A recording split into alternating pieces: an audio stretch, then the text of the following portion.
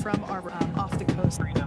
सोचिए आप 9 महीने तक बिना चले फिरे सिर्फ हवा में तैर रहे हो और फिर अचानक आपको जमीन पर चलने के लिए कहा जाए। सुनने में अजीब लग रहा है ना, लेकिन यही हकीकत होती है अंतरिक्ष यात्रियों की। आईएसएस से लौटने के बाद सुनीता विलियम्स और उनके साथियों के साथ क्या हो रहा है, उनके पैरों को क्या हो गया है और चिकन लेग्स आखिर होता क्या है, पूरी कहानी समझेंगे आसान भाषा में, तो वीडियो को आखिरी तक जरूर देखिए। नमस्कार, मैं हूं सिद्धार्थ प्रकाश।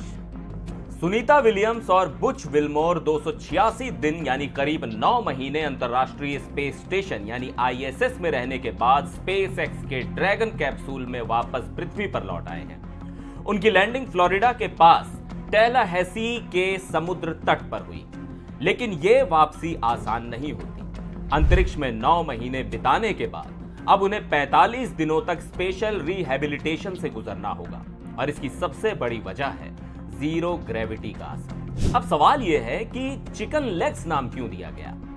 दरअसल अंतरिक्ष में ग्रेविटी नहीं होती, यानी वहां हमारे पैर शरीर का भार उठाने का काम नहीं करते। मतलब जो मांसपेशियां पृथ्वी पर हमारे वजन को सहारा देने के लिए काम करती थीं, वो वहां धीरे धीरे कमजोर होने लगती हैं। जब एस्ट्रोनॉट्स महीनों तक स्पेस में रहते हैं तो उनकी टांगों की मांसपेशियां सिकुड़ जाती हैं और पतली हो जाती हैं, जबकि शरीर का ऊपरी हिस्सा पहले जैसा ही रहता है।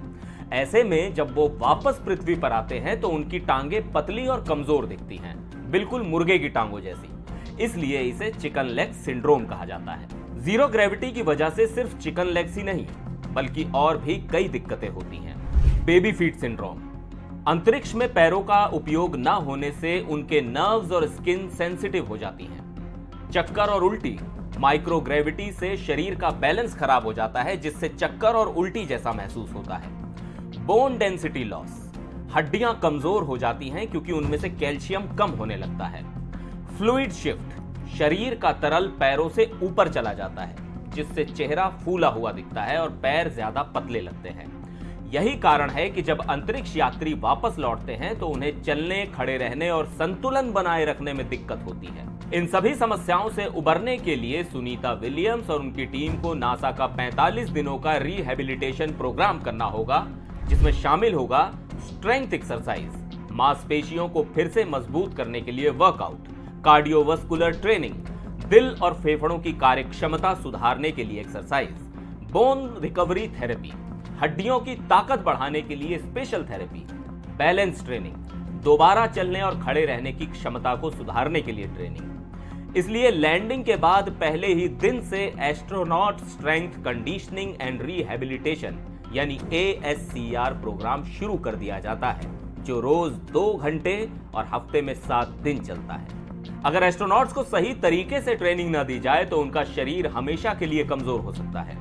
इमेजिन करिए, 9 महीने तक बिना ग्रेविटी के रहने के बाद आपकी हड्डियां और मांसपेशियां कमजोर हो जाएं और अचानक आपको वापस ग्रेविटी में डाल दिया जाए। शरीर को वापस एडजस्ट होने में समय लगता है। इसलिए नासा और स्पेसएक्स इस रिहैबिलिटेशन को बहुत सीरियसली लेते हैं। आपको क्या लगता है, भविष्य में क्या ऐसी टेक्नोलॉजी आएगी जिससे एस्ट्रोनॉट्स को ऐसी समस्याएं ना झेलनी पड़े, या क्या हम स्पेस में आर्टिफिशियल ग्रेविटी बना सकते हैं? अपने विचार हमें कमेंट में जरूर बताएं और अगर वीडियो पसंद आया हो तो लाइक, शेयर और चैनल को सब्सक्राइब करना मत भूलिएगा। फिर मिलेंगे एक और वीडियो में, तब तक के लिए नमस्कार।